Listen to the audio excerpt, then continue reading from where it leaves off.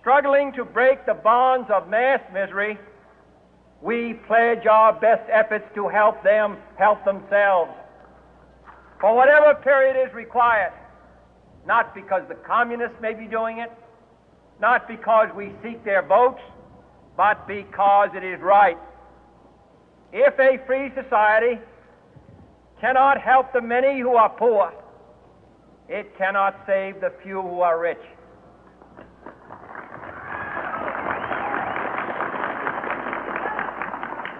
To our sister republics south of our border, we offer a special pledge to convert our good words into good deeds, in a new alliance for progress, to assist free men and free governments in casting off the chains of poverty.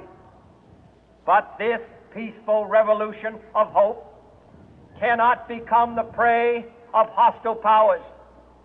Let all our neighbors know that we shall join with them to oppose aggression or subversion anywhere in the Americas. And let every other power know that this hemisphere intends to remain the master of its own house.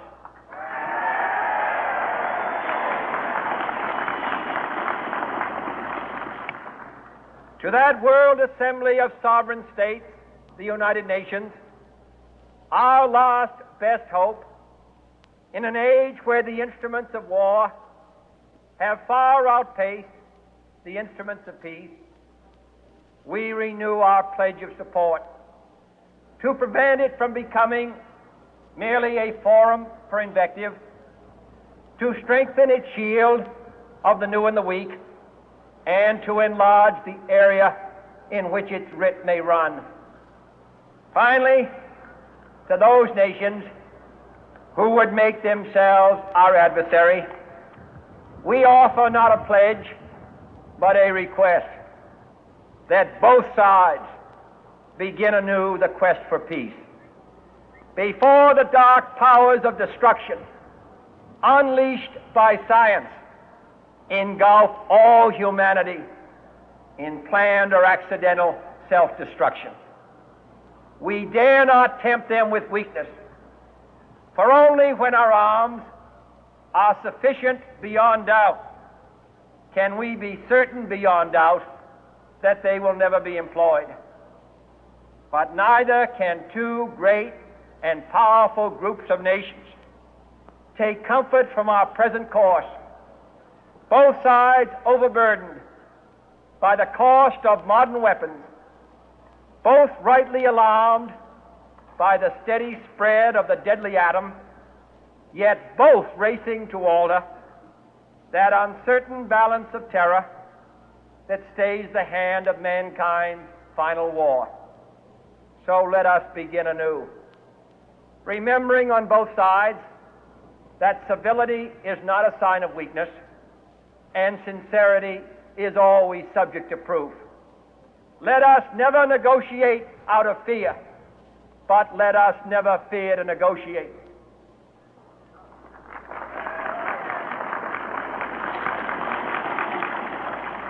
Let both sides explore what problems unite us, instead of belaboring those problems which divide us.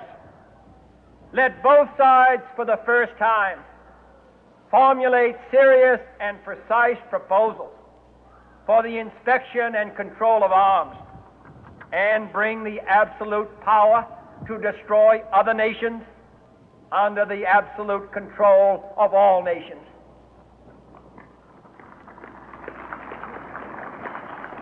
Let both sides seek to invoke the wonders of science instead of its terrors. Together, let us explore the stars, conquer the deserts, eradicate disease, tap the ocean depths, and encourage the arts and commerce. Let both sides unite to heed in all corners of the earth the command of Isaiah to undo the heavy burden and let the oppressed go free. and, if a beachhead of cooperation, may push back the jungle of suspicion, let both sides join in creating a new endeavor, not a new balance of power, but a new world of law, where the strong are just and the weak secure and the peace preserved. All this will not be finished in the first 100 days, nor will it be finished in the first 1,000 days, nor in the life of this administration, nor even perhaps in our lifetime on this planet. But let us begin.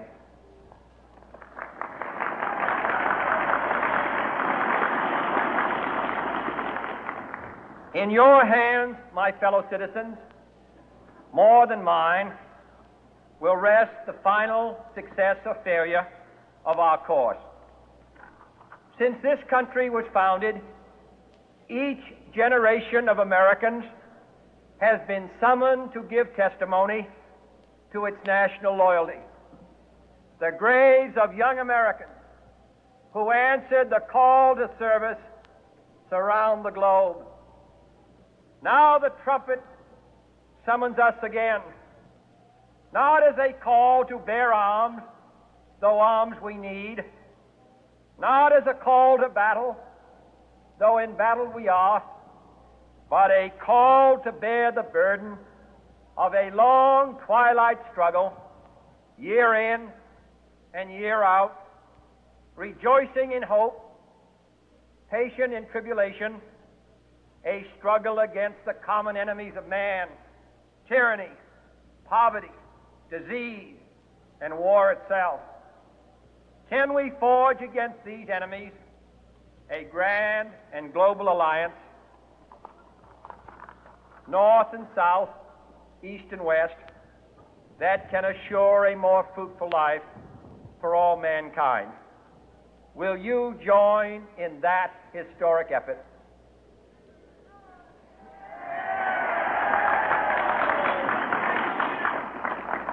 In the long history of the world, only a few generations have been granted the role of defending freedom in its hour of maximum danger.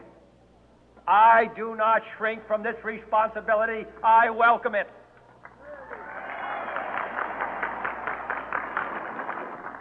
I do not believe that any of us would exchange places with any other people or any other generation. The energy, the faith, the devotion which we bring to this endeavor will light our country and all who serve it. And the glow from that fire can truly light the world. And so, my fellow Americans, ask not what your country can do for you. Ask what you can do for your country.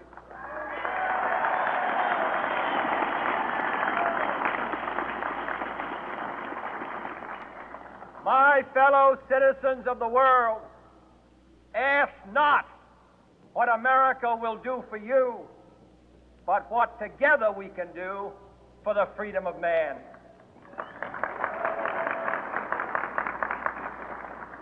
Finally, whether you are citizens of America or citizens of the world, ask of us here the same high standards of strength and sacrifice which we ask of you.